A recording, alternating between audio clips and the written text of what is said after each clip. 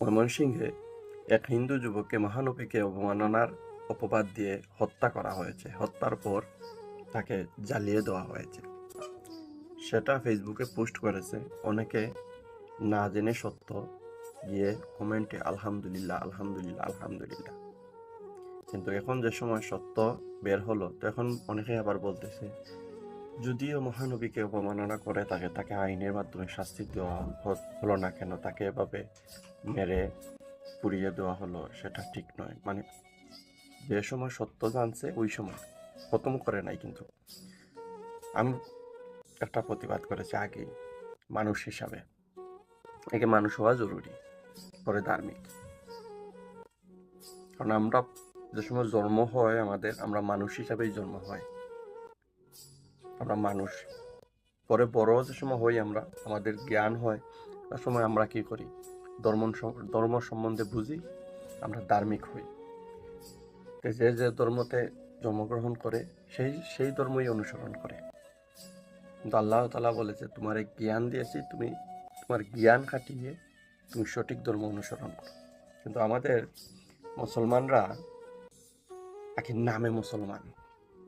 এই যে একটা যুবককে, হিন্দু যুবকের সাথে যে অন্যায় করা হয়েছে, সেটার প্রতিদান দেন যারা আলহামদুলিল্লাহ বলেছেন, সারা এখন ক্ষমা চেয়ে পোস্ট করেন না কেন? সে কি হাতির চেয়ে কম?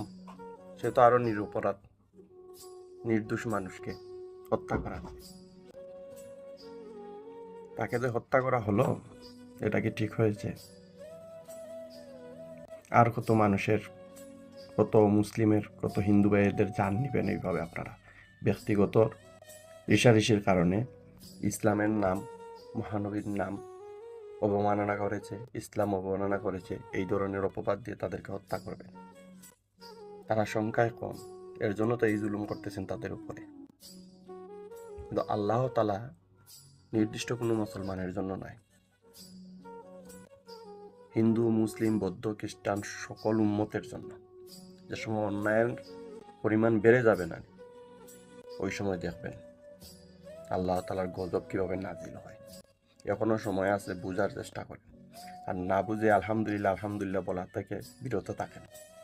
অমানুষের দল একটা যুবককে, নির্দোষ যুবককে ইসলামী মহানবীর অবমাননা কথা বলে হত্যা করে তাকে পুড়িয়ে দিল। কি দেশ এইটা? কি মানুষের মন মানসিকতা? অমানুষের দল। এখন তো ওদেরকে পুরানো উচিত। এই যে এগুলার সবচেয়ে পুরানো উচিত। ইসলাম ব্যবহার করে তো সবচেয়ে বড় অবমাননা এরা করেছে, তাই